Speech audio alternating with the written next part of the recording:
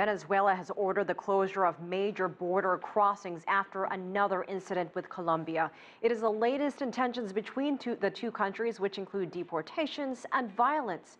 According to Caracas, the presidents have now agreed to meet. CCTV's Begue has that story. A woman yells out, "We are all brothers," as Colombian President Juan Manuel Santos shook the hands of Venezuelan soldiers patrolling the border.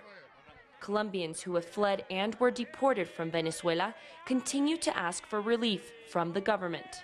This is the place where tensions between the two countries spiked last month after unknown gunmen shot and wounded 3 of those Venezuelan border police. Venezuelan President Nicolas Maduro responded by closing down the border and deporting more than 1,000 Colombians. The drastic measure, he said, was necessary to put an end to crime and smuggling in the region. This week, Venezuelan President Nicolas Maduro declared a state of emergency in 10 more municipalities that border Colombia.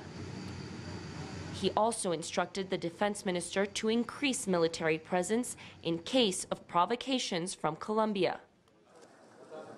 But Colombians believe Maduro is provoking hostilities and accuse his government of flying military planes over Colombian territory. In the town of Majayura, residents fear the border crisis could escalate to war.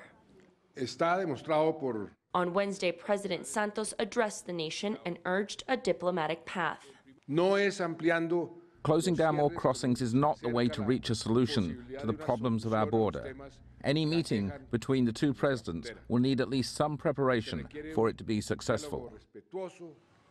While both presidents say they are working on a solution, some citizens fear the worst.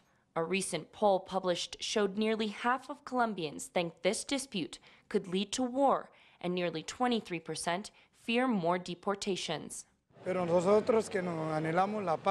We yearn for peace and love the Venezuelan people. I would prefer we ignore any hostile act and resolve things diplomatically.